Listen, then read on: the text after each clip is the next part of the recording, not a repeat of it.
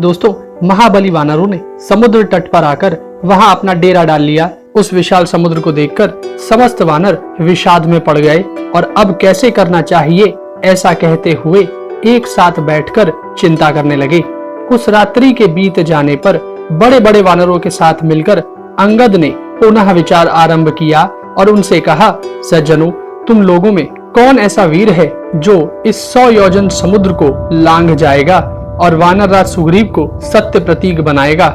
किसके प्रसाद से हम लोग सफल मनोरथ एवं सुखी होकर यहाँ से लौटेंगे और घर द्वार तथा स्त्री पुत्रों का मुंह देख सकेंगे? किसके प्रसाद से हम लोग हर्ष के साथ भगवान श्री राम, महाबली लक्ष्मण तथा वानर वीर सुग्रीव के पास चल सकेंगे? अंगद की बात सुनकर कोई कुछ नहीं बोला। तब अंगद ने पुनः उन सब से कहा, श्रेष्ठ वानरों, तुम लोगों में कभी किसी की भी गति कहीं नहीं रुकती, इसलिए समुद्र को लांघने में जिसकी जितनी शक्ति हो वह उसे बतावे। अंगद की बात सुनकर सभी वानरों में पहले गज ने कहा, मैं 10 योजन की छलांग मार सकता हूँ। गवाक्ष बोले, मैं 20 योजन तक चला जाऊंगा। शरभ नामक वानर ने कहा, मैं 30 योजन तक एक छलांग में चला जाऊंगा। कपिवर ऋषभ ने कहा, मैं 40 योजन तक चला जाऊंगा। महातेजस्वी गंधमादन ने कहा, मैं 50 योजन तक एक छलांग में चला जाऊंगा। वानरवीर मैंद ने कहा, मैं 60 योजन तक एक छलांग में कूद जाने का उत्साह रखता हूँ। वानर द्विद बोले, मैं 70 योजन तक चला जाऊंगा, इसमें संदेह नहीं।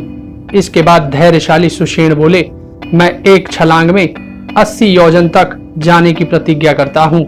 इस प्रकार कहने वाले सब वानरों का सम्मान करके ऋक्षराज जामवन, जो सबसे बूढ़े थे, बोले, पहले युवावस्था में मेरे अंदर भी दूर तक छलांग मारने की कुछ शक्ति थी।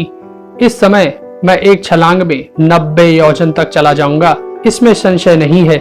जामवान ने अपनी बात कहते हुए आगे कहा कि पूर्व काल में राजा बलि के यज्ञ में भगवान विष्णु जब 3 पग भूमि नापने के लिए अपने पैर बढ़ा रहे थे, उस समय मैंने उनके उस विराट स्वरूप की पर्वत, वन और काननों सहित समूची पृथ्वी की 21 बार प्रदक्षिणा की थी।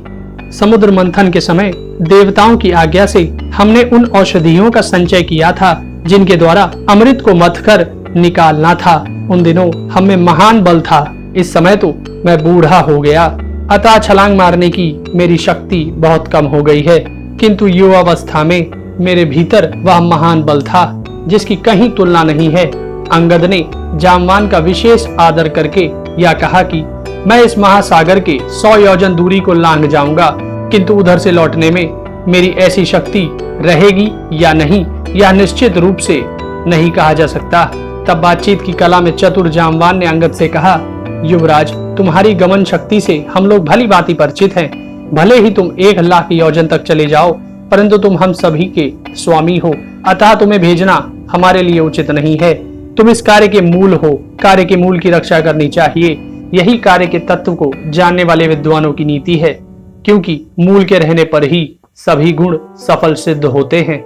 जामवन की यह बात सुनकर अंगद ने उन्हें इस प्रकार उत्तर दिया, यदि मैं नहीं जाऊंगा और दूसरा कोई भी श्रेष्ठ वानर जाने को तैयार ना होगा, तब फिर हम लोगों को निश्चित रूप से मरणांग उपवास ही करना चाहिए।